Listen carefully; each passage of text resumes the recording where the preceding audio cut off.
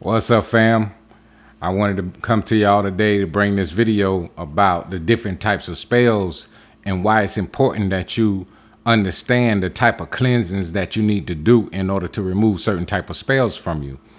Because it's a lot of evil, wicked people out here, man. I'm trying to help as many people as I can help, especially the chosen ones and the ones that God has ordained to do certain things here on this earth.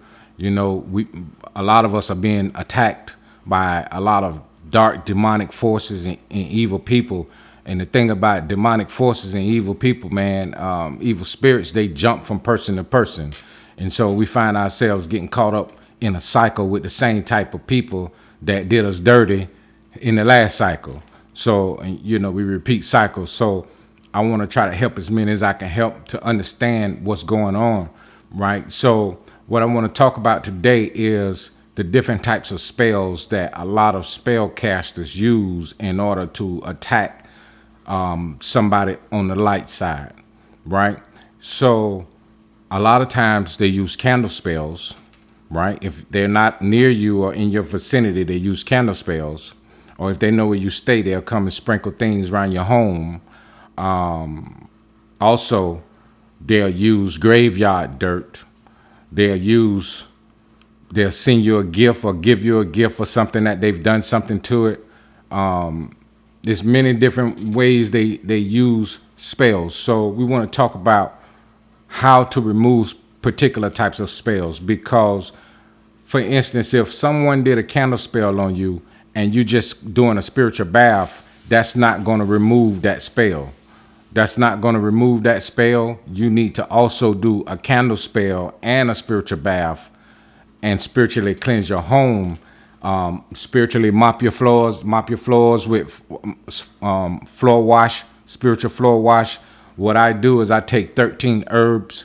13 herbs is a really strong floor wash and a bath. You can take a bath in it too. It's 13 bitter herbs, and those bitter herbs is what removes the negativity. Certain spiritual cleanses require certain things, like, for instance, ammonia. Ammonia is good as a floor wash too. Early morning urine.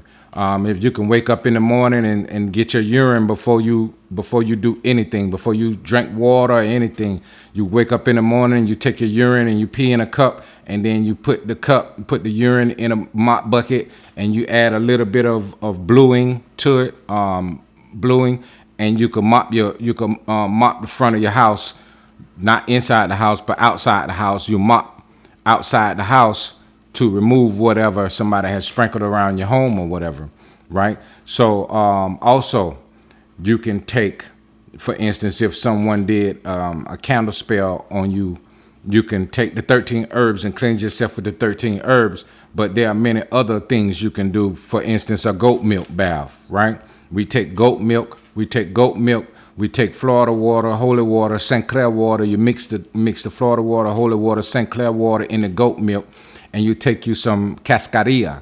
Cascarilla is eggshells.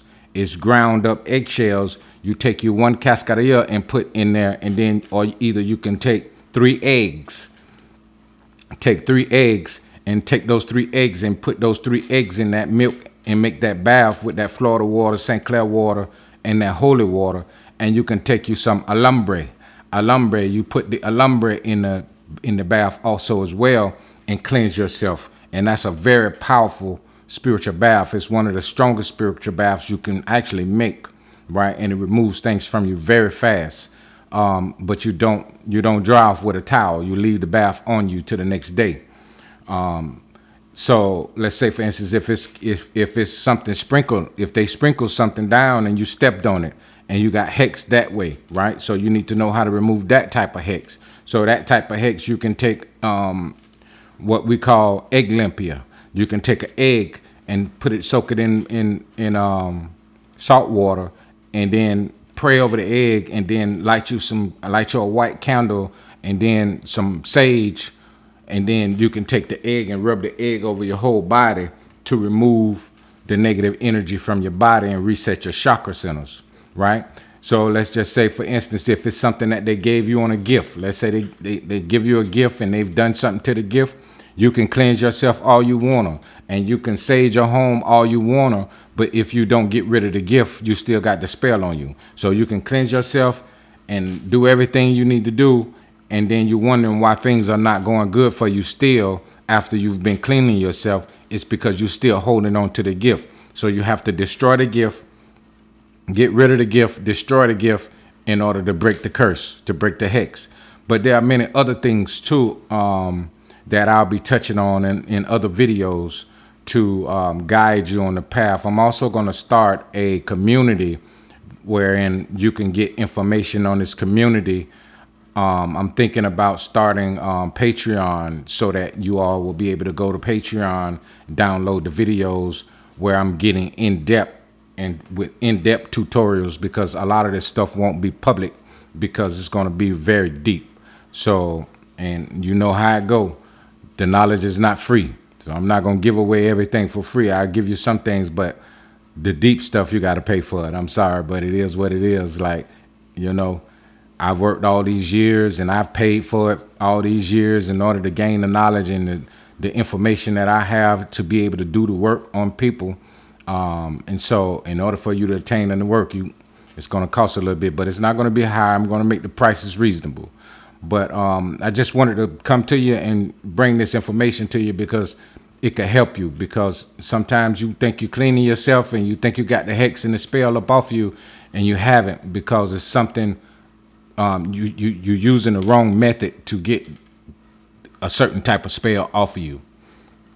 So as long as you know that and you understand that, because if, let's say, somebody got your clothes and they take your clothes to the graveyard, you can't just move a graveyard spell off of you with just taking a spiritual bath. There's a particular method that you have to use in order to get that type of spell off of you, or that type of curse off of you.